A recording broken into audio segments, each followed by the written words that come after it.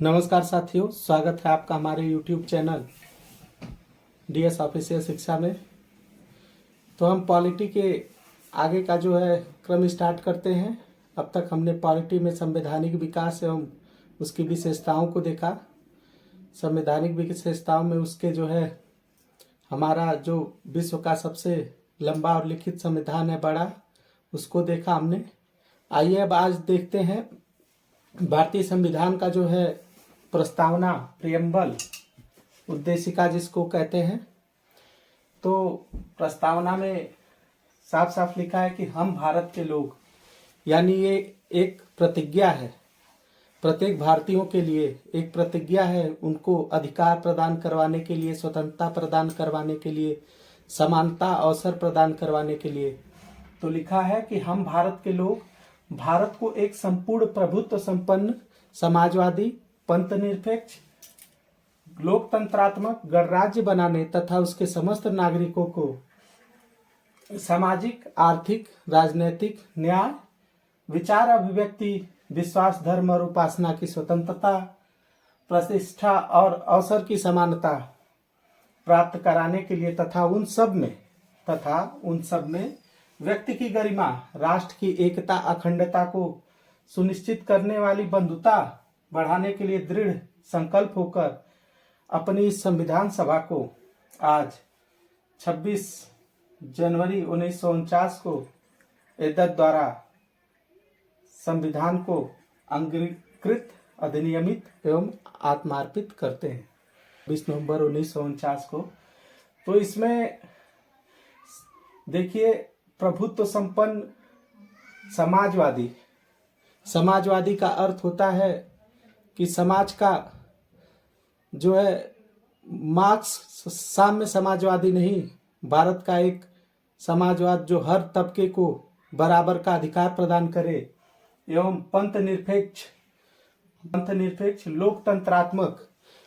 लोकतंत्रात्मक का अर्थ हो गया जनता के द्वारा चुना गया प्रतिनिधि शासन करे, यानी जिस प्रतिनिधि को जनता स्वयं चुनती है उसको जो है वो अपने पूरे देश पर नियम कानून बनाए और उस शासन व्यवस्था को चलाए।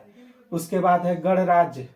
गणराज्य का अर्थ हुआ सबको समान अवसर प्रदान करना, जिससे किसी को विशेषाधिकार न देना, चाहे वो कोई लाभ का पद हो, तथा उसके समस्त नागरिकों को सामाजिक, आर्थिक न्याय, तो सामाजिक, आर्थिक, राजनीतिक न्याय दिलाना, जिससे समाज में सबको बराबर का दर्जा मिल सके। आर्थिक न्याय का मतलब हो गया कि अर्थव्यवस्था, जिसके पास कम पैसा है, नीचे तबके को लोगों को ऊपर उठाने के लिए सरकार जो है विशेष प्रावधान कर सकती है। एवं राजनीतिक न्याय का मतलब हो गया कि हर व्यक्ति जिसको वोट देने का अधिकार है वो अपने वोट द्वारा अपना प्रतिनिधि चुनेगा। न्याय एवं विचार अभिव्यक्ति की स्वतंत्रता, तो अपना विचार रखना, आर्टिकल 19 के तहत अपने विचार और अभिव्यक्ति को रखने की बात कही गई है। विश्वास एवं धर्म उपासना की स्वतंत्रता, हमें किस धर्म में कितना विश्वास है, किस धर्म को हम अपनाना चाहते हैं, यह हमारी स्वतंत्रता होगी। यह किसी राज्य या किसी व्यक्ति के दबाव में आकर बदला या कहा नहीं जा सकता। ये स्वतंत्रता है। उपासना, हम किस धर्म की उपासना करते हैं। प्रतिष्ठा और अवसर की समानता। प्रतिष्ठा मतलब सबको मान सम्मान प्रदान करना, भेदभाव, छुआछूत रहित जो है सबको एक समान देखना। और अवसर की समानता, यानी जितने भी, चाहे वो निजी क्षेत्र हो गए, चाहे वो सरकारी क्षेत्र हो गए, सब में अवसर की समानता। हर, चाहे वो नौकरी निकलेगी उसमें गरीब तबके को आरक्षण से ऊपर उठाया जा सकता है समानता प्राप्त कराने के लिए। तथा उन सब में व्यक्ति की गरिमा, आर्टिकल 21 के तहत व्यक्ति की गरिमा को जो है व्यक्त किया गया, कहा गया इंदिरा गांधी मामले में। और व्यक्ति की गरिमा, राष्ट्र की एकता और अखंडता, हम कोई ऐसा कार्य न करें जिससे हमारे राष्ट्र की जो एकता है भाईचारे की भावना है उसमें दरार पहुंचे, सुनिश्चित कराने की वाली बंधुता यानी भाईचारे की भावना जो है कराने के लिए दृढ़ संकल्प होकर अपनी संविधान सभा में आज तो सब लोग जो है हमारा 26 नवंबर 1949 को जब संविधान सभा ने इसको लिखकर तैयार किया तो उसमें संकल्प दिया पूरे भारत के नागरिकों के लिए प्रस्तावना का, तो इसे अंगीकृत और आत्मार्पित किया गया, जिसे हमें सभी न्याय, अभिव्यक्ति, विचार, धर्म, उपासना की स्वतंत्रता मिल सके, अवसरों की समानता मिल सके और इन सब में जो है सबको एक साथ लेके चलने का जो है एक तरीका जो संविधान ने बांधा वो हमारी प्रस्तावना है। उसके बाद आइए भाग 1 को देखते हैं, संघ एवं उसका राज्य क्षेत्र।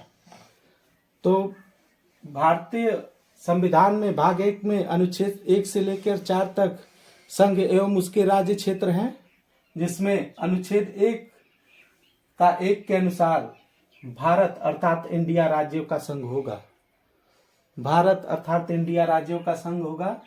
और 2 में कहा गया है कि राज्य और उनके राज्य क्षेत्र से जो पहली अनुसूची में विनिर्दिष्ट है, लिखित है।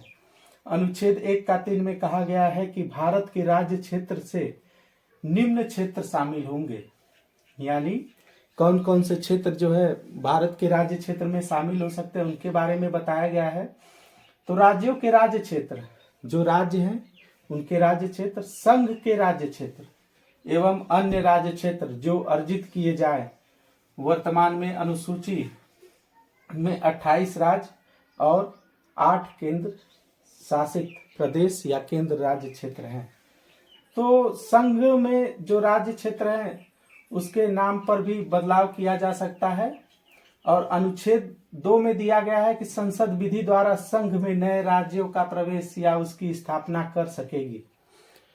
संघ यानी केंद्र सरकार, संसद जो है संघ में नए राज्यों की स्थापना यानी नए राज्य बनाने हैं तो उसकी स्थापना कर सकेगी, का प्रवेश या उसकी स्थापना कर सकेगी। अनुच्छेद 3 में दिया गया है कि संसद विधि द्वारा किसी राज्य का क्षेत्र घटा बढ़ा सकती है, यानी किस राज्य का क्षेत्र घटाना बढ़ाना है इसको संसद कर सकती है, लेकिन राष्ट्रपति के बिना अनुमति के नहीं। किसी अन्य राज्य की सीमाओं में या उसके नाम में परिवर्तन भी कर सकती है।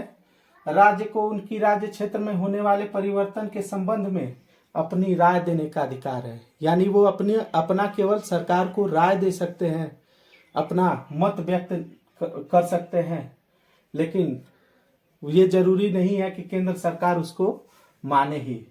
इसके बाद जो है आइए देखते हैं, राज्यों के नाम, सीमा क्षेत्र आदि में परिवर्तन हेतु राष्ट्रपति की सिफारिश के पूर्व संसद के किसी भी सदन में कोई विधेयक पेश नहीं किया जा सकता। संबंधित राज्य क्षेत्र के विधानमंडल के पास राय जानने के लिए राष्ट्रपति उस विधेयक को भेजता है, यानी राष्ट्रपति जो है वो इस विधेयक को संबंधित जिस राज्य के सीमा क्षेत्र या किसी भी तरीके से बदलाव किया जा रहा है उसको जो है विधानमंडल के पास उसकी राय जानने के लिए भेजता है। विधानमंडल निर्धारित अवधि के अंदर अपना विचार देगी, उसके विचार को राष्ट्रपति या संसद पर कोई बाध्यकारी नहीं है। यानी जो राज्य विधानमंडल अपना विचार राष्ट्रपति के समक्ष प्रस्तुत करेगी वो संसद या राष्ट्रपति के लिए बाध्यकारी नहीं है। अनुच्छेद 4 के 2 एवं 3 के अधीन नए राज्यों की स्थापना या उनका प्रवेश और विद्यमान राज्यों के नाम व क्षेत्रों और उनकी सीमाओं आदि में परिवर्तन के लिए यदि संविधान की पहली या चौथी अनुसूची में बदलाव करती है तो ऐसी विधि को अनुच्छेद 368 के तहत संविधान संशोधन नहीं माना जाएगा।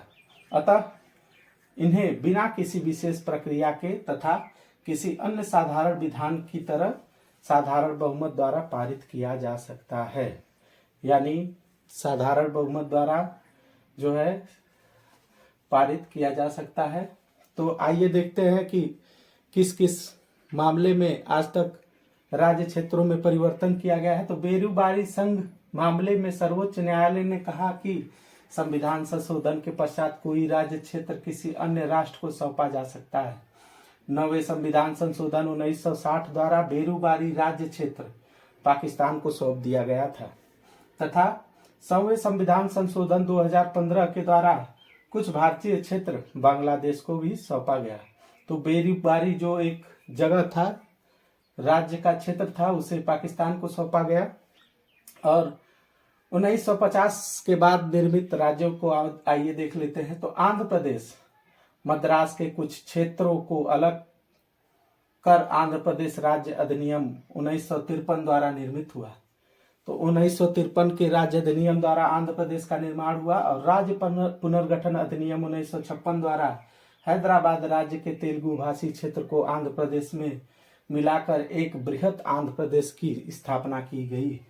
गुजरात और महाराष्ट्र पुनर्गठन अधिनियम 1960 के द्वारा मुंबई राज्य को दो राज्यों महाराष्ट्र और गुजरात में बांट दिया गया। तो महाराष्ट्र गुजरात जो है दो भागों में बट गए 1960 में, और आंध्र प्रदेश और तेलुगु भाषी क्षेत्र को मिलाकर एक बड़ा राज्य आंध्र प्रदेश जो है 1956 में बना था। कर्नाटक 1973 में मैसूर से कर्नाटक कर दिया गया। नागालैंड 1962 अधिनियम द्वारा असम राज्य से अलग हुआ। हरियाणा पंजाब राज्य क्षेत्र से अलग करके एक नया राज्य हरियाणा बनाया गया। हिमाचल प्रदेश 1970 में राज्य बना। मणिपुर तथा त्रिपुरा उत्तर पूर्वी क्षेत्र पुनर्गठन अधिनियम 1971 द्वारा इन दोनों ही केंद्र शासित प्रदेशों को राज्य का दर्जा दिया गया। मेघालय 22वां संविधान संशोधन 1969 द्वारा पहले असम का उप राज्य फिर 1971 में पूर्ण राज्य का दर्जा दे दिया गया। तो अभी तक आपने देखा कि कैसे राज्यों का जो है सीमा क्षेत्रों में बंटवारा हो रहा है, अलग अलग एक राज्य से दो राज्य बनाए जा रहे हैं। और सिक्किम का 35A संविधान संशोधन 1974 द्वारा पहले सहायक फिर राज्य क्षेत्र 36वां संविधान संशोधन 1900। तो सिक्किम को पहले असम का जो है सहायक राज्य बनाया गया, उसके बाद जो है 1975 में इसे पूर्ण राज्य का दर्जा दे दिया गया। मिजोरम 1986 में माफ करिएगा, मिजोरम 1986 में इसे पूर्ण राज्य का दर्जा दिया गया, जिस पर भारत सरकार एवं मिजो नेशनल फ्रंट के हस्ताक्षर थे। अरुणाचल प्रदेश 1986 में पूर्ण राज्य का दर्जा मिला। गोवा दमन द्वीप पुनर्गठन अधिनियम 1987 के द्वारा दमन द्वीप केंद्र शासित एवं गोवा को एक पूर्ण राज्य का दर्जा दे दिया गया। छत्तीसगढ़ 1 नवंबर 2000 को मध्य प्रदेश से विभाजित कर 26वां राज्य बनाया गया। उत्तरांचल 9 नवंबर 2000 को उत्तर प्रदेश से विभाजित कर 27वां राज्य उत्तराखंड बनाया गया। झारखंड 15 नवंबर 2000 को बिहार से अलग कर झारखंड बना। तेलंगाना आंध्र प्रदेश पुनर्गठन अधिनियम द्वारा तेलंगाना बनाया गया। उसके बाद देखिए कि गरीब एवं पिछड़े राज्यों को सरकार क्या सहायता प्रदान करते थे। गरीब एवं पिछड़े राज्यों को विशेष राज्य का दर्जा दिया जाता है, जिसको केंद्र की तरफ से विशेष वित्तीय सहायता प्रदान की जाती है। यह गाडगिल फार्मूले पर आधारित है और इसे प्रारंभ किया गया। विशेष राज्य न्यूनतम जनसंख्या घनत्व एवं आर्थिक एवं बुनियादी सुविधाओं की दृष्टि से पिछड़ा राज्य, पर्वतीय तथा दुर्गम स्थिति वाला राज्य, सामरिक दृष्टि से महत्व वाला राज्य। तो विशेष राज्यों का दर्जा किस लिए दिया जाता है? तो पहला है न्यूनतम घनत्व, और फिर दूर के राज्य है, पहाड़ी राज्य है, ऐसे राज्यों को जो सामरिक दृष्टि से बहुत महत्वपूर्ण है, उन राज्यों को विशेष दर्जा दिया जाता है, जिसे केंद्र सरकार अपने तरफ से अधिक वित्त पोषित करती है। 1956 में 7वें संविधान संशोधन अधिनियम और राज्य पुनर्गठन अधिनियम के तहत केंद्र शासित प्रदेशों के रूप में पुनर्गठित किया गया। वर्तमान में दिल्ली, लक्षद्वीप, पुदुचेरी, चंडीगढ़, दादर नागर हवेली एवं दमन द्वीप, अंडमान निकोबार, जम्मू कश्मीर, लद्दाख केंद्र शासित प्रदेश हैं। राजनीतिक व प्रशासनिक कारण से दिल्ली और चंडीगढ़ बना। सांस्कृतिक, तो राजनीतिक और प्रशासनिक कारण से जो दिल्ली है वो केंद्र शासित प्रदेश बना, और फिर चंडीगढ़ सांस्कृतिक कारण और विभिन्नताओं की वजह से पुदुचेरी दादरा नगर हवेली सामरिक महत्व के कारण की वजह से अंडमान निकोबार तथा लक्षद्वीप बना। पिछड़े एवं अनुसूचित जाति के विशेष व्यवहार की देखभाल के लिए मणिपुर एवं मिजोरम बनाया गया। इसके बाद राज्य पुनर्गठन अधिनियम से संबंधित आयोग एवं समितियों के बारे में जान लेते हैं। तो पहले बना धर आयोग। संविधान के अध्यक्ष डॉक्टर राजेंद्र प्रसाद ने न्यायमूर्ति एस.के. धर को 27 नवंबर 1947 में भाषाई प्रांत पुनर्गठन आयोग के गठन की जिम्मेदारी दी। एस.के. धर ने कहा कि राज्यों का पुनर्गठन भाषाई आधार पर ना होकर प्रशासनिक सुविधाओं के आधार पर होना चाहिए। यानी इन्होंने भाषाई आधार पर राज्य के पुनर्गठन को नकार दिया। उसके बाद जेबीपी समिति बनी। धर समिति के रिपोर्ट के बाद भाषाई आधार पर राज्यों के पुनर्गठन का आंदोलन तीव्र हो गया, जिसके चलते जेबीपी समिति 1948 का गठन किया गया। इसमें 1949 में अपनी रिपोर्ट सौंपी। इसमें कहा गया कि भाषाई आधार पर राज्यों के पुनर्गठन को तत्कालिक समय में अव्यवहारिक है। जिसके बाद उन्होंने 1953 में तेलुगु राज्य की मांग की। जिसके बाद 1953 में तेलुगु राज्य की मांग को लेकर कांग्रेसी नेता पोट्टी श्रीरामुलु 56 दिनों के भूख हड़ताल पर बैठे थे, जिसमें उनका निधन हो गया। जिसके पश्चात मांग को स्वीकार करते हुए मद्रासी तेलुगु भाषी क्षेत्र का एक नया राज्य आंध्र प्रदेश बनाया गया। तो पोट्टी श्रीरामुलु ने भूख हड़ताल की। 56 दिनों के बाद उनकी मृत्यु हो गई और आनन फानन में जो है सरकार को उनकी बातें माननी पड़ी और नए राज्य का पुनर्गठन हुआ। पहले राज्य आंध्र प्रदेश बना, फिर फजल अली आयोग बना 1953 में। 1953 में भाषा के आधार पर राज्यों की मांग बढ़ने लगी, जिसके पश्चात फजल अली आयोग का गठन किया गया। आयोग ने भारत में 16 नए राज्यों के निर्माण की सिफारिश की तथा 3 नए संघ शासित क्षेत्र को भी शामिल करने की सिफारिश की। इसके बाद आंध्र प्रदेश राज्य पुनर्गठन अधिनियम 2014, जिसके बाद तेलंगाना 2 जून 2014 को अस्तित्व में आया। 2014 में 2 जून को तेलंगाना नया राज्य घोषित किया गया। इसके बाद 5 अगस्त 2019 को संसद के में अनुच्छेद 370। तो आइए जम्मू कश्मीर पुनर्गठन अधिनियम 2019 देखते हैं। 5 अगस्त 2019 को संसद में अनुच्छेद 370 के संबंध में राष्ट्रपति के आदेश एवं सरकार के संकल्पन तथा जम्मू कश्मीर पुनर्गठन विधेयक को पारित करके जम्मू कश्मीर राज्य को 2 केंद्र शासित प्रदेशों में विभाजित कर दिया गया। इस विधेयक पर 9 अगस्त 2019 को राष्ट्रपति द्वारा स्वीकृति प्रदान की गई, परंतु यह अधिनियम सरदार पटेल के जन्म दिवस 31 अक्टूबर 2019 को राष्ट्रीय एकता दिवस पर प्रभावी हो गया। जम्मू कश्मीर में धारा 370 थी, जिससे वहां के नागरिकों को अलग संविधान और अनेक प्रकार के विशेषाधिकार प्राप्त थे।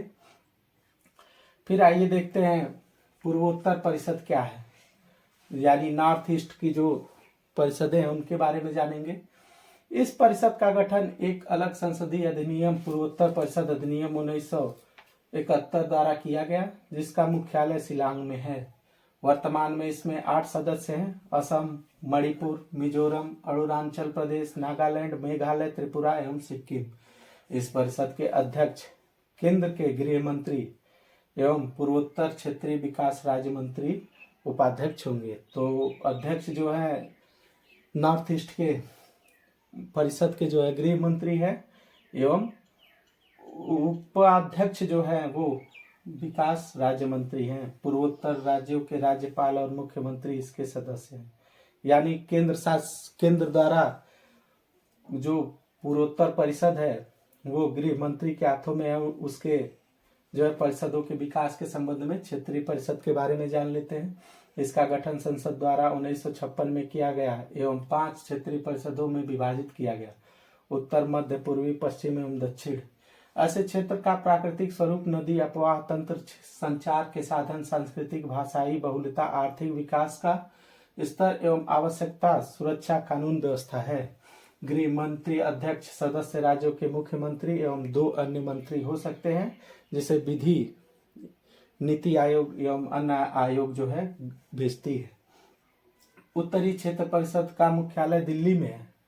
मुख्यालय किसका कहाँ है देख लेते हैं।